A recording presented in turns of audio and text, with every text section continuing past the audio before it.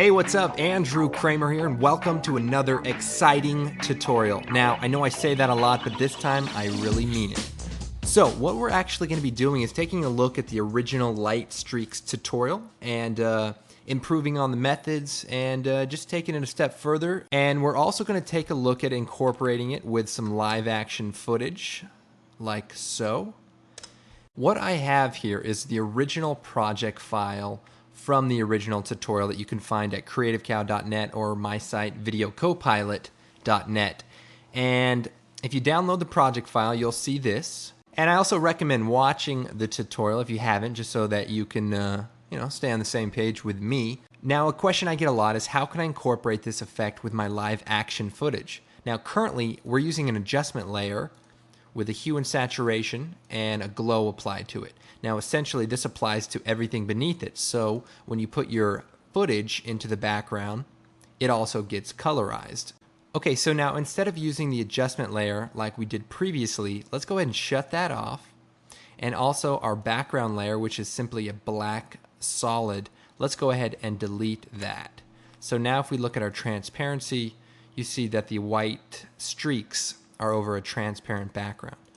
Okay, so here's where the issue comes into play. If I select the particles and try to colorize them myself using the hue and saturation control, nothing happens. I'm doing everything right, but nothing is happening. Now, the reason why it doesn't work is because this light streak is pure white. The only difference is it has an alpha that causes parts to be transparent over other parts. So if I were to look at the RGB straight, you see that it is pure white and that the alpha channel is creating this semi-transparent look. And you can see that the RGB and the alpha are pretty much the same. So what we need to do is remap the alpha to something that will colorize like a grayscale map. Don't worry if you didn't understand that. Here is the solution. Select the particle layer, choose Effect, Color Correction, Colorama. And right off the bat, we get some crazy stuff. And what we need to do is change the input phase and the output cycle. So we want to get the phase from the alpha, because remember, the alpha is the only thing really with the difference. So that, you can see now all this color is now remapping to the alpha from semi-transparent to opaque. So what we want to do is change the output cycle preset to alpha ramp. Now you can see there's actually two nodes here. There's one and there's two, and one's right behind the other one. So with the alpha ramp preset, double click on the one on the back right. Change it to black and choose OK. Now let's go ahead and recolorize this layer. Hue and saturation, and let's go ahead and let's change it to like a blue. The next thing we want to do is add the glow. So Effect, Stylize, and Glow. And pretty much just increase the radius to maybe 30. Yeah, that looks pretty good right there. And let's go ahead and put a background into the comp. So this footage is 720p, so I'll right click, transform, fit to comp height. And that way it just fits in there. Now, in the original tutorial, we animated a camera. I'm going to go ahead and just delete this camera altogether and create a new camera. And just use the 35mm preset and choose OK. Now, in the original tutorial, I used an expression on the position to just create some random movement so that you could see the effect. However, if you want to just go ahead and add your own movements, just delete this expression and then animate the position of the light. Also, I find that a better way to animate the particle position instead of using a light is using a null object. So I'm going to choose Layer, New, Null Object. And instead of using this light, I'm just going to delete it and link the particle up to this null object. Now this is a little tricky, but definitely well worth it. So if I toggle down my effects on my particle, I want to then change the emitter type to a point. And when I do that, I now have the control over the position using the plugin's controls. So what we want to do is link these to this null object. And to do that, we're going to toggle down the position for the null Now you'll see this null object is in 2D space, so we want to toggle this and set a 3D layer. So we have X, Y, and Z now. And then what we're going to do is set up an expression for the particular effect emitter setting. So for the position X and Y, I'm going to alt-click here, and using the pick whip, drag up to the position of the null. And what happens is a little expression is created, and instead of using its X and Y position, it's going to use the X and Y from this null object. So you see here temp 0, temp 1. So 0 referring to X, 1 referring to Y, and if there were a 2, the 2 would refer to the Z, but in this case, there's only 2 parameters to remap to. And so that will perfectly link these two together. Then we have the Z, and we want to link the Z now to the position as well. So I'm going to alt-click, take the pick whip, drag it up to the position. Now, here's what's happening is now this expression is using the X coordinate, see 360, 360, when we want to use the Z coordinate, X, Y, Z. So what we want to do is change that to 2, because remember, 0, 1, 2.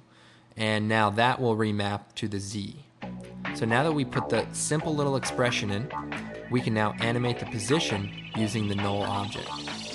Okay, so let's start animating this effect into our live action footage here. So we have this null object, but we also have this particle effect. So right now we're rendering a glow and all these other effects. So let's shut those off. And in the particular settings, let's use the motion preview setting. And that way everything will just render a lot faster. We can also delete this adjustment layer. So I'm going to take this null object and I'm going to push it down into the background. Just push it back there and just line it up with the streets back here. And then I'm going to hit P for position, set a keyframe. I'm going to move this keyframe to the beginning and then move forward a little bit. And then I'm going to grab the Z axis here and just bring it forward. So it's coming straight at us, but we just want to reposition it so it kind of goes down the street. And once we get it to about here, let's have it kind of turn the corner and kind of cross the street here in front of these people. You can see we have a motion sketch. Now also, our frame rate is at 90 frames per second. If I go to the composition settings, we're still at 90 frames. And if you watched the last tutorial, you'll remember why. But what I want to do is go ahead and set that to my footage, 23.976, basically 24p. Choose OK. Change my time controls to 23.976. So we're rendering real time here and seeing it play back in real time. So anyway, now that we have this motion sketch in place, let's go ahead and go to the particles and turn on the full preview. So as you can see, it's pretty light, not very dynamic, kind of looks plain. So let's take the Track Z camera tool and just move in closer to this particle. And we can even really get close. And I'm just tapping C and toggling through the camera controls. So let's move in a little bit more, maybe right there. Okay, now what we want to do is reanimate this so that our keyframes don't go so far off. Let's just bring this in a little bit.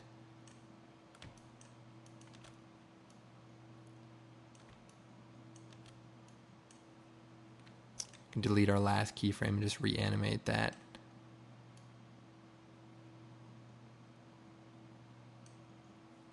Okay, so now it kind of comes down the street, turns the corner on us. And let's just push this down a little bit too so that it's lower on the street. Okay, now it is a little fast because you can see it's breaking up here. So let's just kind of slow this down a little bit.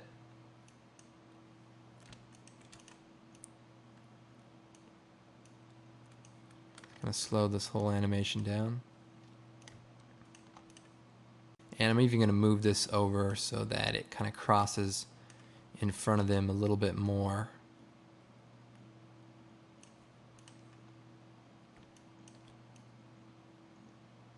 So that's what's great about now using a null object. It's much easier to control the animation because it's like a regular 3D layer.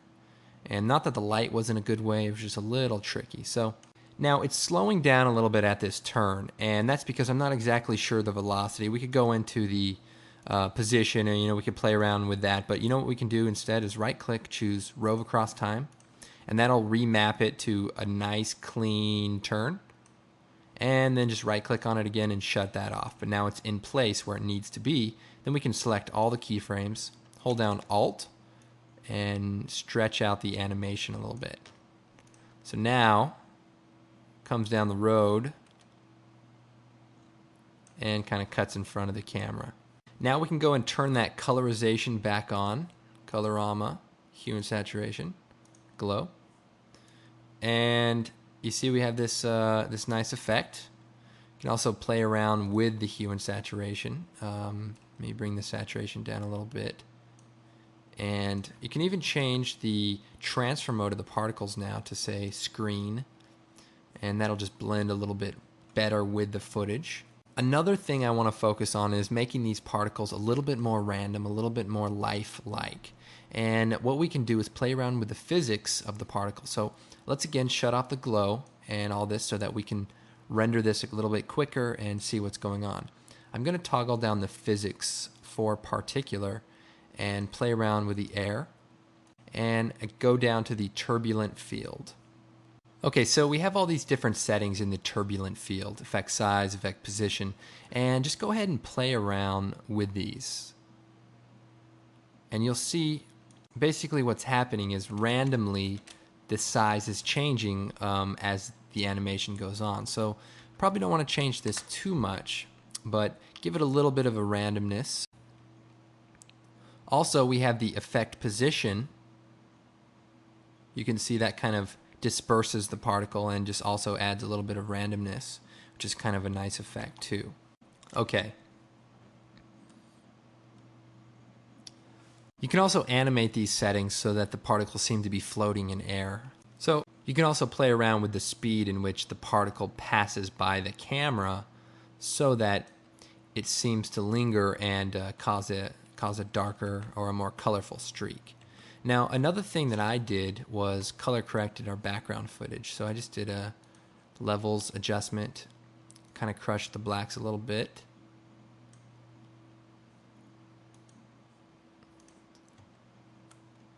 So as you can see, this is a pretty manageable way to use this. You can also have it wrap around logo treatments or things like that. Although I will say, if you're ever in the street and a huge light streak comes flying by, I'd probably be a little bit more concerned, unlike the people here. Also, I will remind you that the custom particle does need to go on the first frame. I know some people are having some trouble recreating that effect, and that was one of the issues.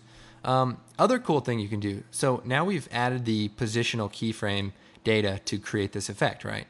But on top of that, we can even add more randomness by adding that same expression on top of the position. So by alt-clicking on the stopwatch with the keyframes in place, we can type wiggle, 1, 30 in bracket. And what that will do is 1 time a second, wiggle it, 30 or so. So you can see, this light streak is just kind of having a good time coming down the street.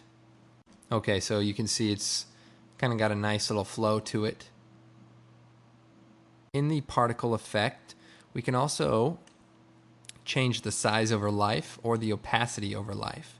So say I want to make the particle short and it kind of fades out. I can make it at birth to death be opaque and then fade out to transparent. But we need to make sure that the life of the particle is short enough to be seen. So if I bring the life down to say 1.2 seconds, you can see kind of what's happening is it's kind of a short particle, almost like some sort of magical ghost that is traveled back in time, possibly.